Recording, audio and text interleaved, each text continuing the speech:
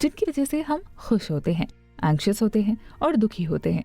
और MAOA एक messenger की तरह काम करता है जो इन न्यूरोट्रांसमीटर्स को मैसेज पहुंचाता है, और इसलिए MAOA हमारे लिए बेहद जरूरी है। और ये एफिशिएंटली काम नहीं करता तब हमारे माइंड में इश्यू होने लगते हैं, हमारे माइंड में जेनेटिक वेरिएंट्स क्रिएट होने लगते हैं, जिसकी वजह से MAOA को मैसेज ट्रांसफर करने में दिक्कतें आने लगती हैं।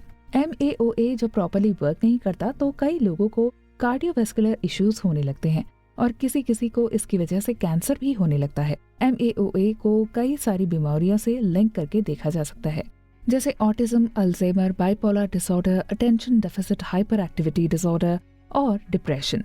MAOA पर रीसेंट रिसर्च किया गया और इस रिसर्च की माने तो MAOA की वजह से लोगों के अंदर क्रिमिनल एक्टिविटी को करने के लिए एनकरेजमेंट मिल रहा है और इसके अलावा लोग अग्रेसिव और इम्पल्सिव होते जा रहे हैं। रिसर्चर्स का ये भी मानना है कि MAOA में चेंजेस 1870 में शुरू हुए थे और इसकी शुरुआत डच फैमिली निजमगैन से हुई थी, जहां पर 5 जनरेशन से मेल लोग क्रिमिनल एक्टिविटी में इन्वॉल्व थे। इस फैमिली के male murder, rape, extortion etcetera के लिए जाने जाते थे और इस फैमिली में रहने वाली औरतों का हाल बहुत बुरा था। निजमगैन में रहने वाले डॉक्टर हान ब्रुनर ने जब फैमिली की हिस्ट्री को देखा और एक्स क्रोमोसोम के इरेगुलरिटीज को देखा तो उन्हें पता चला कि आखिर इस फैमिली के मेल इतने अग्रेसिव क्यों हैं। हान ब्रुनर की स्टडी के अकॉर्डिंग मेल के अग्रेसिव होने की वजह है एक्स क्रोमोसोम। मेल में एक्स क्रोमोसोम की सिर्फ एक ही कॉपी है और जबकि फीमेल में एक स्पेयर एक्स क्रोमोसोम है। एक्स क्रोमोसोम की एक कॉपी होने की वजह से MAOA एक्स क्रोमोसोम के पार्ट को निभाने की कोशिश करता है और नतीजा ये होता है कि मेल में अग्रेशन, क्रिमिनल एक्टिविटी की तरह इंक्लिनेशन यानी झुकाव होने लगता है। 2004 में MAOA को वॉरियर जीन का टाइटल मिला क्योंकि MAOA का एक अनकवर्ड वेरिएंट की स्टडी के लिए मंकी पर रिसर्च किया गया और इस रिसर्च में ये पाया गया कि जब मंकीज के एक ग्रुप पर दूसरे मंकीज के ग्रुप वाले अटैक करते हैं तो MAOA एंजाइम ही होता है जो उन्हें खुद को डिफेंड करने और उनसे लड़ने के लिए उकसाता है। इसी वजह से इसे वॉरियर जीन का नाम दिया गया है। 2007 में एक और स्टडी की गई और उस स्टडी में ये पाया गया कि न्यूजीलैंड में रहने वाली ट्राइब माओरी में MAOA का एक पर्टिकुलर वर्जन पाया जाता है और ये वर्जन सभी माओरी मैन में कॉमन है। हालांकि ये स्टडी सिर्फ 64 माओरी मैन पर की गई थी, जिसमें 17 माओरी मैन को आइसोलेट भी किया गया था और उनकी DNA को भी चेक किया गया था ताकि माओरी मैन की हिस्ट्री को और ज्यादा रिफाइन किया जा सके। शायद MAOA की वजह से ही माओरी मैन अपने अग्रेसिव नेचर के लिए जाने जाते हैं। इसके अलावा माओरी लोग अपने वॉरियर कल्चर के लिए भी जाने जाते हैं। इसके अलावा एक स्टडी में ये भी पाया गया कि चाइनीज लोगों में भी डिफेक्टिव MAOA पाया जाता है और इसमें डिफेक्टिव MAOA का जो रेट है वो 77% है, यानी चाइनीज लोगों में सिर्फ 33% MAOA ही सही है। एक अमेरिकन स्टडी की माने तो अमेरिका के एक गैंग के ज्यादातर मेंबर में डिफेक्टिव MAOA पाया गया है और जिनके अंदर डिफेक्टिव MAOA पाए गए हैं ज्यादा चांसेस हैं कि वो लड़ाई के दौरान खतरनाक वेपन्स का यूज कर सकते हैं। 2008 में एक रिपोर्ट पब्लिश हुई जिसमें ये कहा गया कि एक रूथलेस जीन की खोज की गई है और ये gene Hitler, Mussolini, Saddam Hussain और रॉबर्ट मुगाबे जैसी पर्सनालिटीज में हो सकती थी।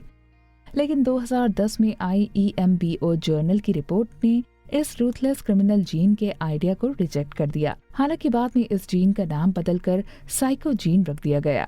MAOA की स्टडी सिर्फ इम्पल्सिविटी और क्रिमिनल वायलेंस को पता लगाने के लिए ही नहीं की जा रही, बल्कि इसकी स्टडी से ये भी पता लगाने की कोशिश की जा रही है कि आखिर इंसान का अग्रेसिव नेचर होने की वजह एक्चुअल में क्या है और क्या इंसान के इस नेचर को कम किया जा सकता है जिससे क्राइम कम हो सके। और इस पर लगातार रिसर्च और स्टडी भी की जा रही है। वैसे हम ये कह सकते हैं कि अग्रेसिव होना क्रिमिनल एक्टिविटी में इन्वॉल्व होने के लिए कहीं न कहीं जीन रिस्पॉन्सिबल है। जेनेटिसिस्ट की माने तो हम जो भी करते हैं उसके लिए हमारी जीन ही रिस्पॉन्सिबल है।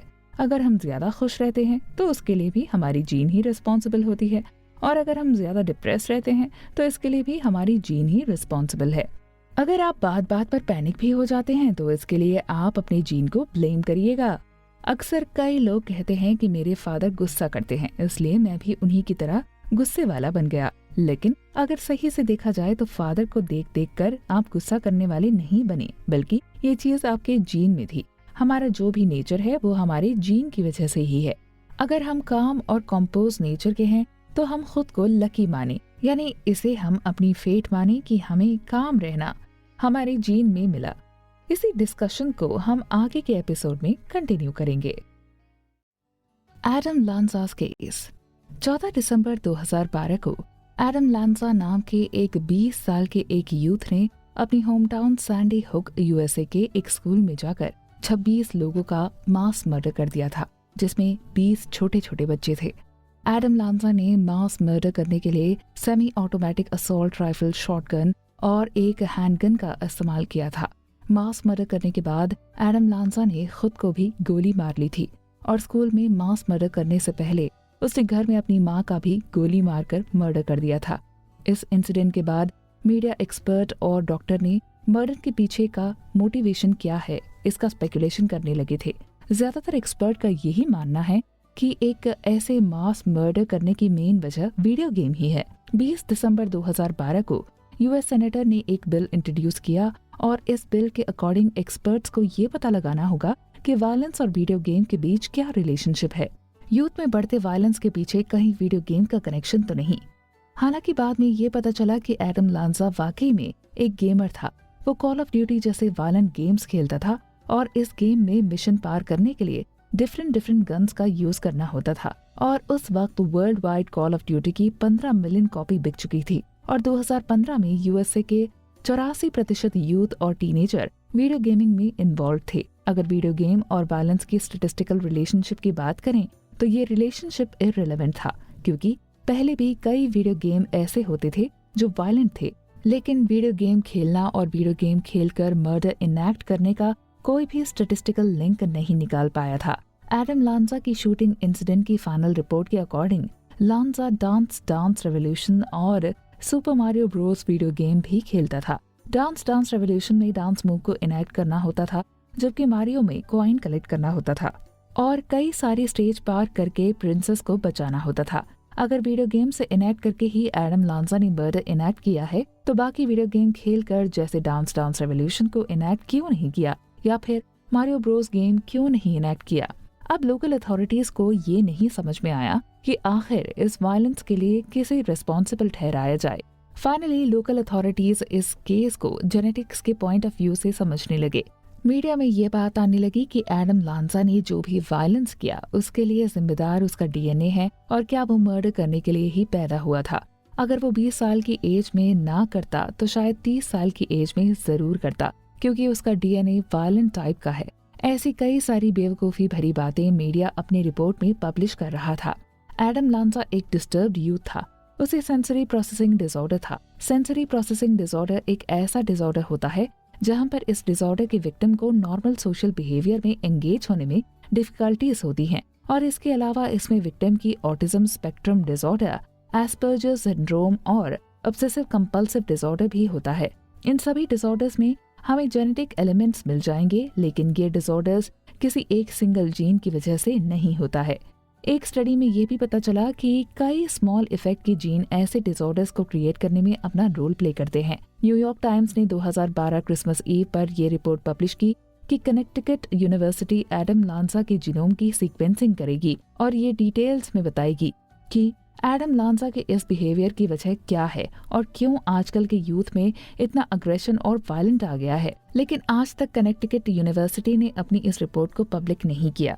हार्वर्ड मेडिकल स्कूल के जेनेटिसिस्ट और न्यूरोलॉजिस्ट रॉबर्ट ग्रीन का ये मानना है कि इस मास मर्डर के लिए एक कॉमन जेनेटिक फैक्टर को ब्लेम करना बेवकूफ़ी होगी। हालांकि इस बात से इनकार नहीं किया जा सकता है कि हम जो भी एक्ट करते हैं उसके लिए हमारी जीन रिस्पॉन्सिबल होती है, लेकिन इसके बारे में पूरी तरह से एक्सप्लेनेशन देना बहुत ही जल्दबाजी होगी। इस टाइप के केस में हम स्टैटिस्टिक्स से ही थोड़ी उम्मीद लगा सकते हैं, क्योंकि स्टैटिस्टिक्स से कुछ हद तक मास मर्डर करने का क्या रीजन वो हमें पता चल सकता है। एग्जाम्पल के तौर पर जितनी भी मास किलिंग हुई है अभी तक, ज्यादातर मर्डरर्स ने गन का इस्तेमाल किया है।